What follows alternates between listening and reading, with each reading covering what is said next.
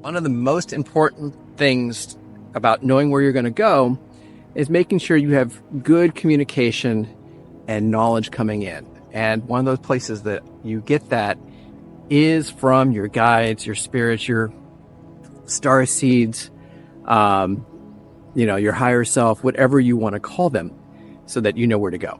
And like, for instance, for this, I'm going to go down there. I have no idea how to get down there, but as I do this video, we're going to figure that out.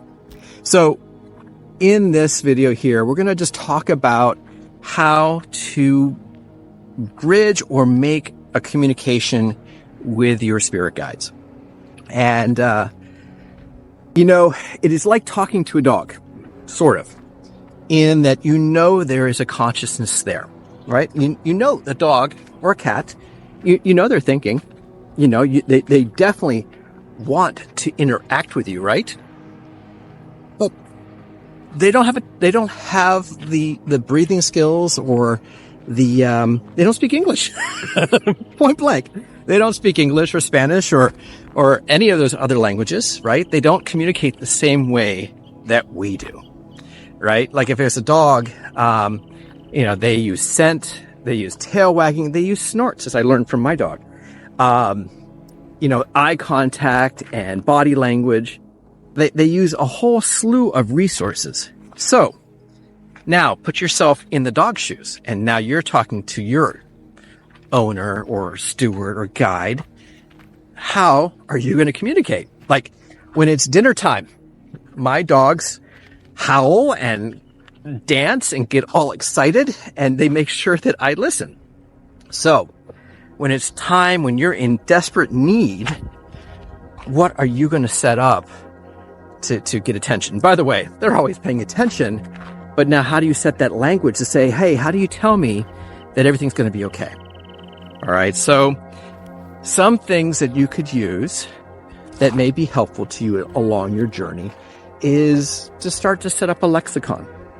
One of the places or the things that I know a lot of people use is the signs of like numerology is a place that a lot of people, and I see it and I use it too sometimes. And I could tell you when I was at some of the highest vibrations that I can recall, I was on a retreat and I was definitely way out of my head. All breath work and energy work and yoga and meditation, all natural. And I was so vibrationally high, and I'd have thoughts, and I'd look down at my watch and it would say 333. At that moment, it's just rare. Or I'd see 555 or 111. And for you guys that are kind of getting into this, we've been told, okay, they have to have meaning. Sure, they could have meaning. That's the whole consciousness has manifested that for us, right? Was that around in 100 years ago? No. We're in this very unique time where not only are we awakening on a mass scale, which I'm pretty sure is happening, but it's also we are so connected even in the 3D space with internet that we are given so many tools and such abundance to figure this stuff out. Could you imagine being a caveman going through an awakening, which has happened?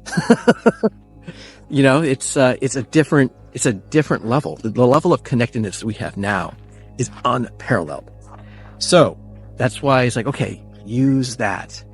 But what other things could you use? I find that some people use, pendulums and tarot cards, and that's fine. It's not my jam, but, if you need an external device to kind of start to tune, that's true. For a while, believe it or not, I used a crazy 8-ball, and it read true.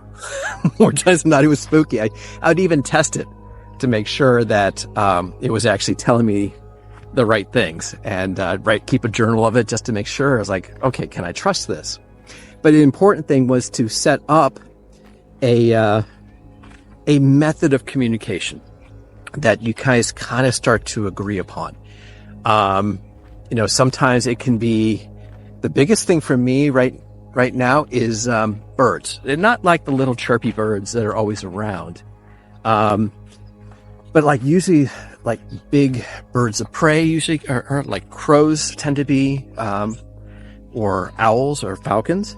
I just know when I'm at my highest vibration, they're around, and, you know, they'll squawk and chirp. Now, if you're in the city, it could be more that these random toots. And some people are like, wait a minute here.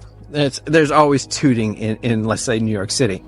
Yeah, there is. But sometimes when you say something, there's a doorbell that goes off, or a siren goes off, or a church bell that goes off. Just be mindful of that, because, you know, the whole universe is trying hard to give you a language to understand that they're supporting you, they love you, and they're going to make that work. And a lot of times we aren't fully listening as they're like literally cheering in your corner going, hey, all right, this is the way it is. So give yourself that freedom to really listen to what they're having. And then for me, you know, the next phase that I saw as I went through, and, oh, how cool. They even have a road sign. So if you really want, like I said, I didn't know how to get down from where I was.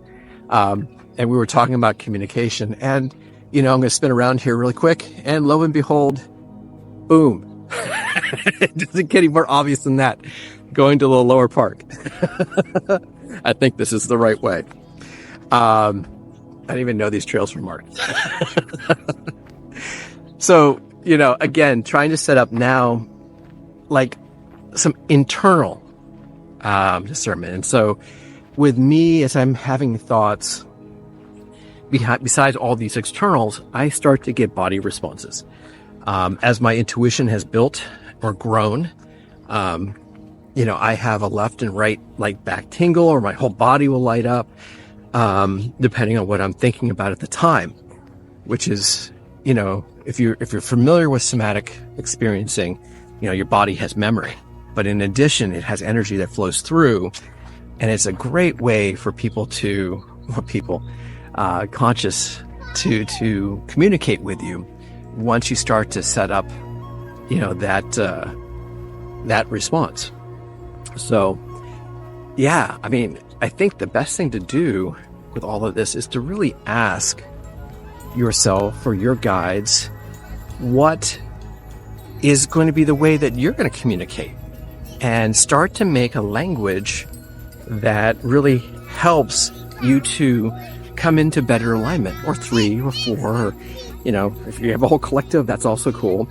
I mean, I don't judge, but it's important that everybody knows there's on the same plan on, you know, how do we get guidance? How do we get support? How do we know we're doing all the things that we're supposed to be doing? And so I think that's probably my biggest tip, is to start to ask, what ways are you communicating with me? How's it going? Such a great day. How are you communicating with me? So that I know that I'm supported and loved. I'm on the right trail, and you're going to steer me. You're going to put things in my way. So I hope this helps you as you start to unravel, you know, the higher parts of consciousness, and realizing that we're so not alone. It's ridiculously crazy. And, you know, use the people around you and the consciousness around you as a resource to be everything you're supposed to be, because it's magnificent. All right. Much love. I'll talk to you guys later. Forgot. I hit my destination. I found my way. All right. Talk to you soon.